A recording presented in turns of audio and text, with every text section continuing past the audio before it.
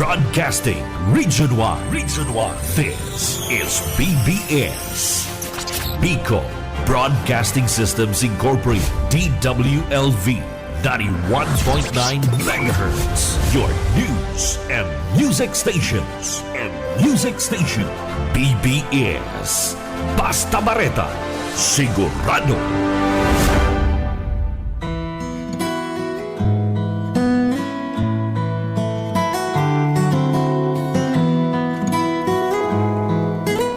Magandang umaga po sa inyong lahat. Magandang umaga, Bicolandia. Magandang umaga po sa probinsya ng Camarines Sur.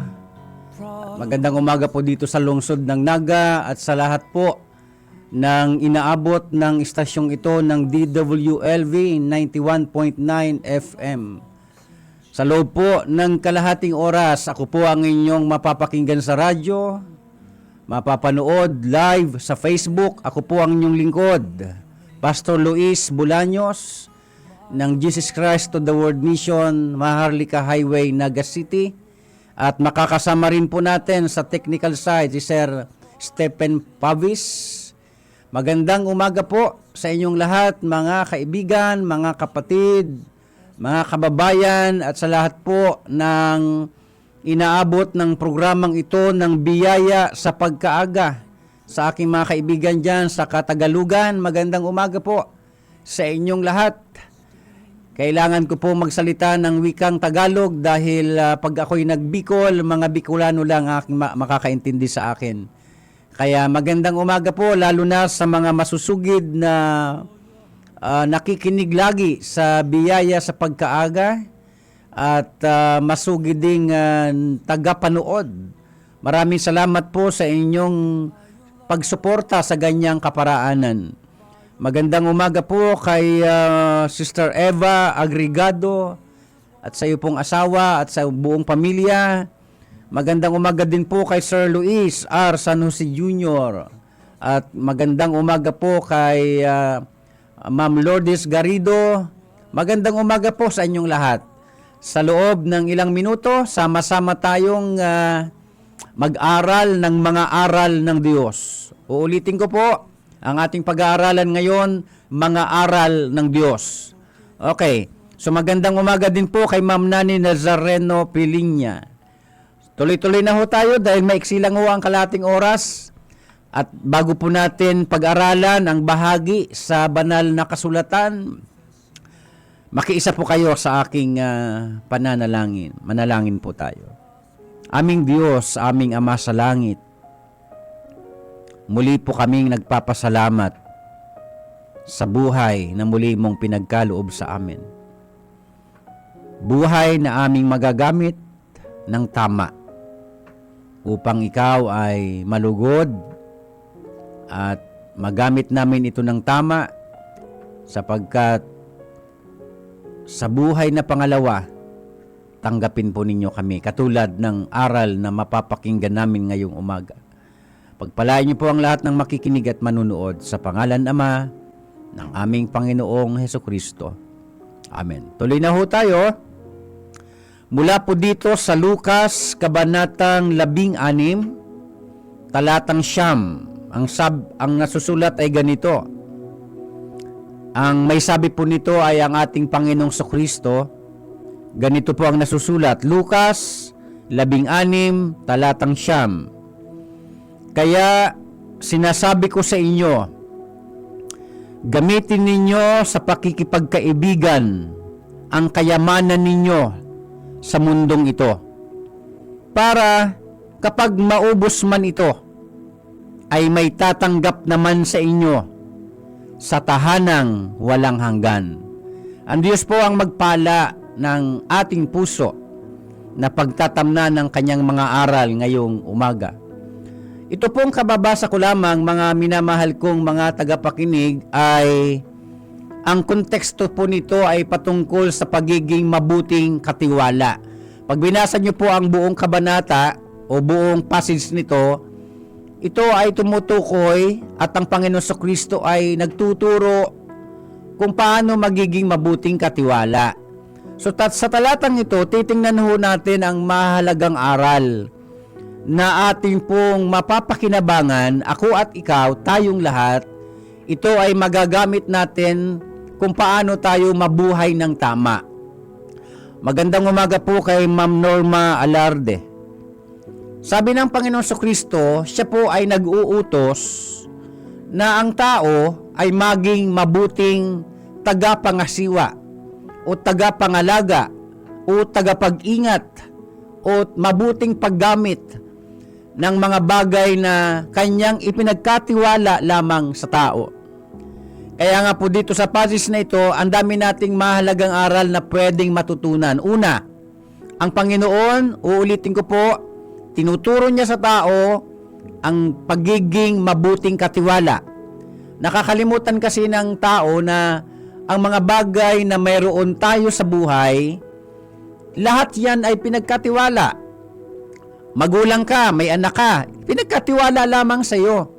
Ipinahiram lamang sa iyong mga anak na yan. Mapera ka, may negosyo ka, may mga pag-aari ka, kahit pasabihin mong yan ay galing sa iyong pagpapagod, yan ay ipinagkatiwala lamang ng Diyos. At marami pang iba sa buhay na ito na ipinagkatiwala lang ng Panginoon. Ibig sabihin, ipinahiram lang.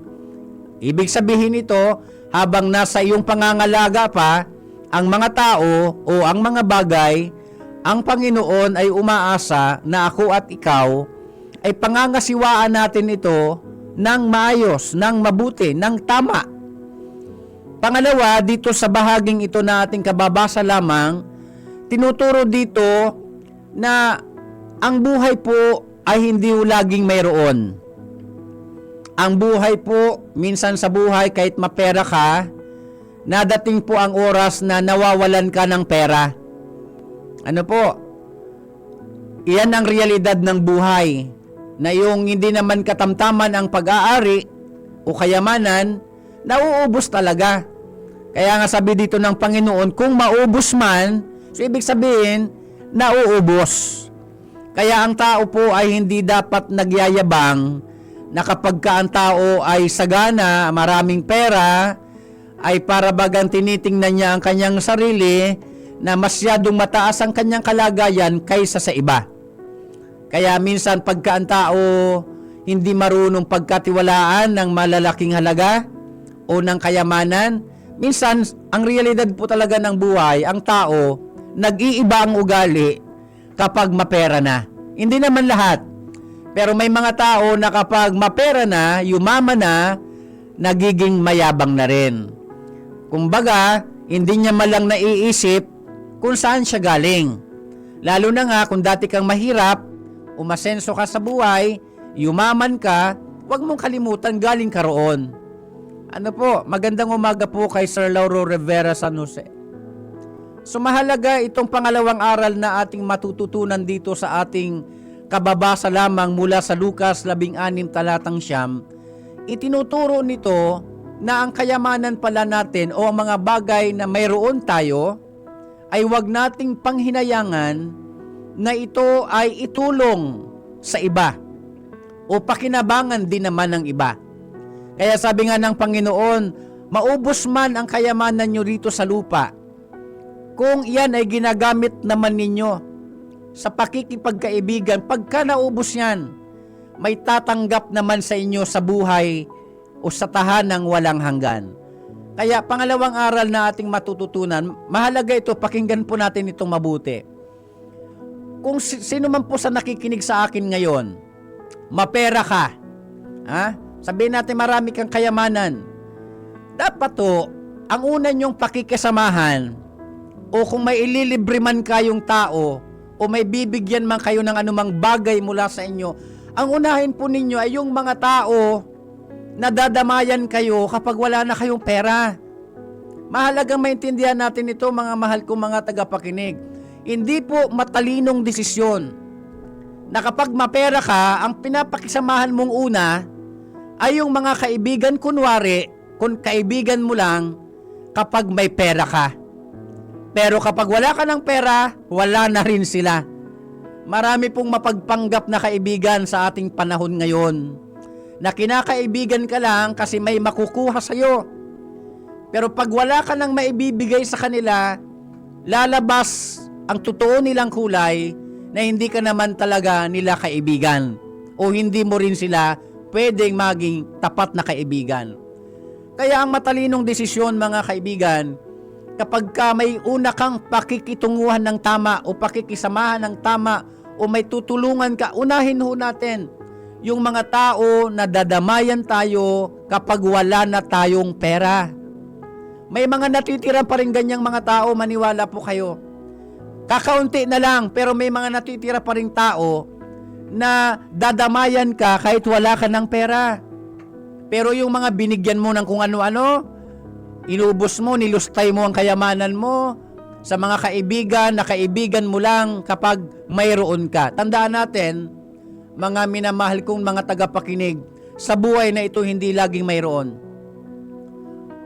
Lalabas ang tunay na kulay ng mga taong pinakikitunguhan mo, binibigyan mo ng pera, tinulungan mo sa maraming paraan, tapos nung wala ka ng pera, wala ka ng maitutulong, nawawala sila. Kaya mahalagang aral ito. Ito ang realidad ng buhay, maniwala po kayo. Kaya kung isang matalinong desisyon na kung mayroon ka man na dapat pakisamahan ng maayos, ay yung mga tao, uulitin ko, yung mga tao na kapag wala ka ng pera, nandyan pa rin sila sa'yo. At hindi lamang nandyan siya para sa'yo, talagang nandyan sila para tulungan pa rin tayo. Hindi mo kailangang manglimos ng pag-aalaga o pagtulong mula sa iba kapag yan ay totoong mga kaibigan. Nangyayari ba ganyan sa realidad ng buhay? Minsan nga, naghihinanakit pa nga tayo eh. Maramihan niya ako, pastor, tinulungan, pinag-aral, binigyan ng pera, binigyan ng bahay, binigyan ng material na bagay, nagsakripisyo ako. Pero nung wala na ako, nasaan na sila? Iniwan ako, pastor. Ayan talagang realidad ng buhay. Kaya nga sabi ng Panginoong Kristo, kung may pera kayo, may kayamanan kayo, gamitin niyo yan sa pakikipagkaibigan. Pero ang una natin kaibiganin, yung mga tao na kahit wala ka ng pera, nandyan pa rin sila sa atin para damayan tayo sa panahon ng ating kalungkutan, sa panahon ng ating kawalan. Mahalagang maintindihan natin ito. Minsan napakarami mong itinutulong sa mga kaibigan, pero pinapabayaan mo naman ang pamilya mo. Bakit? Pag nagkasakit ka, sino ba mag-aalaga sa'yo? Hindi ba pamilya mo? Pag-isipan natin mabuti ito, mga kaibigan. Minsan napaka-gastador ng tao sa paglilibre sa mga barkada. Pero pag wala ka nang may panglilibre sa kanila, nasaan na sila? Yung tuloy na sarili mong pamilya, pinabayaan mo. Alam nyo, kung mayroon man tayong unang dapat pakisamahan ng tama, wala pong iba kundi ang una nating ang pamilya mismo natin. Pakitunguhan mo ng tama ang asawa mo. Dahil pagka ikaw may sakit, asawa mo ang mangangalaga sa'yo. Pakitunguhan mo ng tama ang magulang mo, ang mga anak mo, o sino man kasama mo sa buhay. Kasi iyan ang mga taong dadamay sa'yo kahit wala ka ng pera.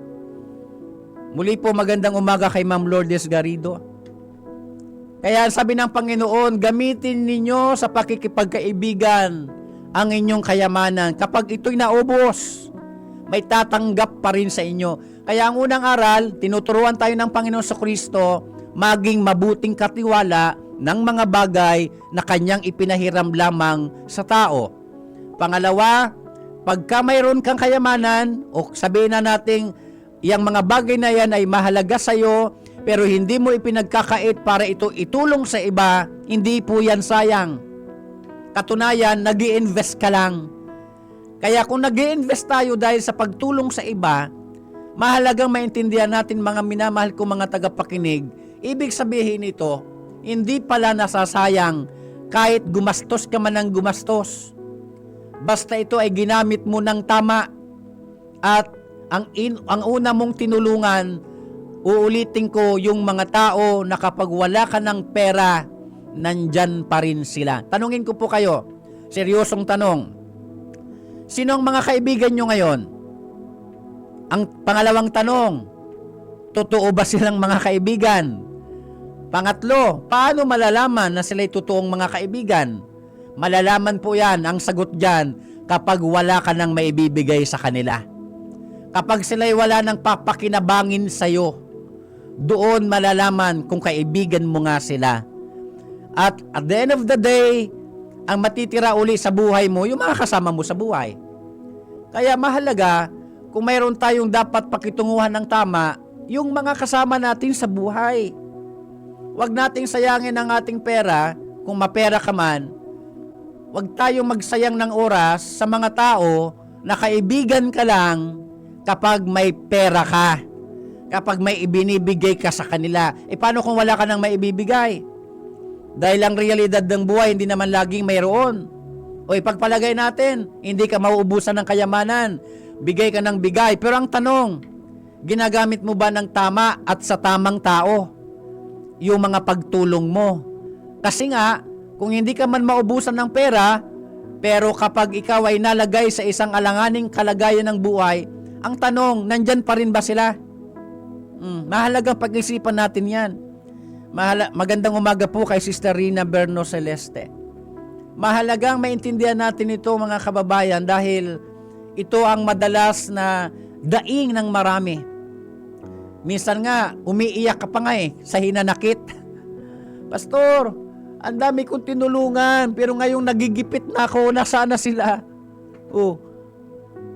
Nakita nyo yon? Kaya sabi ng Panginoon, una, maging mabuting katiwala. Ibig sabihin ng mabuti, matalino mong ginagamit ang mga bagay na pangsamantalang ipinahiram ng Panginoong Diyos. Pag sinabing pinahiram, yan yung mga tao o mga bagay na nasa iyong pangangalaga. May magulang ka, pahiram yung anak mo. Okay?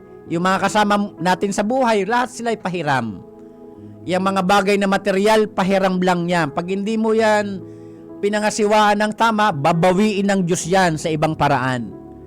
Pangalawa, kapag ikaw naman ay mayroon, ang una mong dapat pakisamahan, librehin, gastusan, tulungan, yung mga tao na tutulungan ka kapag wala ka ng pera. Isang hindi matalinong desisyon, maniwala kayo, yung inuubos ninyo ang inyong oras, pera, sa mga taong ginagamit lamang kayo. Sa panahon natin, masakit man sabihin, maraming tao ang manggagamit. Okay? Mga tao na kaibigan mo lang kapag mayroon ka. Pero kapag wala ka na, iiwan ka sa ere. Mawawala silang parang bula. O kaya lapitan mo man, hindi ka nila tutulungan. May mga ganyang tao. Sabi nga po ng banal na kasulatan, Kawikaan 17, talatang 17. Kung may Biblia kayong katabi, pwede ho ninyong basahin.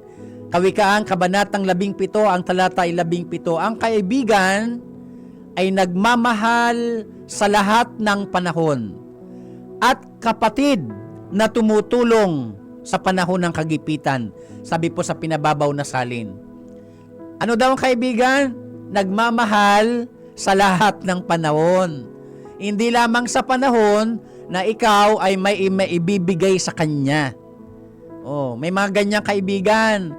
Kasama mo sa laklakan, kasama mong katawanan, kasama mong namumulutan, kasama mo sa krimen, kasama mo sa paggawa ng mga kalukuhan, tinulungan mo lahat-lahat na lang. Tapos nung ikaw ay mawalan, iniwan ka sa ere. Mga kaibigan, yan ang realidad ng buhay. Kaya yan ang pangalawang aral na ating matututunan dito. Pangatlong aral, at dito ako magtatapos. Tinuturo sa atin ng talatang ito, Lucas 16, talatang 9, na ang konteksto nito ay pagiging good steward, good manager ng mga bagay na itiniwala sa atin ng Panginoong Diyos. Pangatlong aral, ibig sabihin pala, ang lahat ng ating pagtulong hindi po nasasayang. Naalala ko po ang isang talata sa Bagong Tipan, sa Ebanghelyo ni Mateo, Kabanatang 6, ang talata po ay 20. Ang sabi po ng Panginoong Kristo, mag-impok kayo ng kayamanan sa langit. Hindi po ito literal na ang inyong mga gold, ang inyong mga diamond, ang inyong pera ay dadalhin sa langit. Hindi yung literal. Ang tinutukoy ng Panginoong Kristo na pag-iimpok ng kayamanan sa langit, tandaan natin, ay ang mga ginagawa nating mabubuting bagay, pagtulong sa ating kapwa. Kaya, hindi ho tama, hindi tamang pag-uugali, hindi makadiyos na pag-uugali, ang pagiging kuripot. Tandaan po ninyo yan. Sa mga nakikinig sa aking kuripot, hindi po yan tamang ugali. Yan ay pagiging sakim. Kasakiman po ang tawag dyan. Naalala ko po ang sabi ng Panginoon Kristo sa Lucas, Kabanatang 12, talatang 15. Basahin po ninyo kung may Biblia kayong katabi. Ano ang sabi ng Panginoon? Sinasabi ko sa inyo, mag-ingat kayo sa lahat ng uri ng kasakiman, sapagkat ang buhay ng tao hindi nasusukat sa dami ng kanyang kayamanan o pag-aari. Kaya ang pagiging kuripot, ang pagiging madamot, ang pagiging sakim, hindi po makadiyos na ugali. Kahit pa sabing may relihiyon ka, pero pag kuripot ka, madamot ka, sakim ka, walang kwentang relihiyon mo. Dahil yan ay hindi makadiyos na ugali. At kung may pera ka naman, ang turo ng Panginoon, gamitin ng tama. Kung mayaman ka man, ang turo ng Panginoon dito sa kanyang aral, gamitin ito ng tama. Bakit? Sapagkat lahat pala ng ating mga binitawang pera, pagtulong, lahat pala yan, hindi sayang. Yan pala ay counted sa langit, mga kaibigan. Kaya hindi tayo dapat pala nangihinayang pag gumagawa ng mabuti. Naalala ko pang sulat ni San Pablo sa Galacia, Kabanatang 6, talatang 9, ang sabi diyan, huwag kayong magsawa sa paggawa ng mabuti. Sapagkat kapag hindi kayo nagsawa, balang araw, sa takdang panahon, aanihin ninyo ito. Ang ganda, di ba? Sasabihin nyo siguro sa akin, Pastor, napapagod na akong gumawa ng mabuti. Kasi marami akong tinulungan, pero hindi tumanaw ng utang na loob. Ganun ho talaga ang realidad ng buhay. Huwag ka nang maginanakit, ganun talaga ang realidad ng buhay. Hindi lahat ng tao magtatanaw ng utang na loob. Tandaan natin yan. Pero kung tutuusin, ang utang na loob, hindi naman ho nababayaran yan. Pero pwedeng pasalamatan. Makinig po kayo sa mga taong tinutulungan. Kung kayo yung tipo ng taong tinutulungan, sana naman maging grateful po kayo. Huwag niyong gagawan ng masama yung mga taong tumutulong sa inyo sa panahon na nagigipit kayo. Dapat nga pakitunguhan nyo ng tama, ng tapat, yung mga tao na nalalapitan nyo sa panahon na kayo ay may kagipitan. Hindi yung tinulungan ka na nga, binigay na nga sa yung isang pirasong daliri, kinain mo pa lahat ng kamay. Anong ibig kong sabihin? May mga tao kasing napaka-ungrateful. Tinulungan mo na lahat, walang utang na loob. Totoo po yung sinasabi ko sa inyo. Kahit masakit man pakinggan, pero nangyayari po yung sa realidad ng buhay. Kaya yan po ang tatlong aral na makikita natin. Marami pang aral, 3 lang binigay ko sa inyo. Una, dito sa Lucas 16, ang talatang 9, ang konteksto nito ay patungkol sa pagiging mabuting katiwala.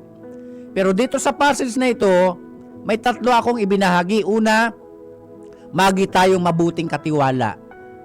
Sapagkat ang lahat sa buhay na ito, tiniwala lang ng Diyos.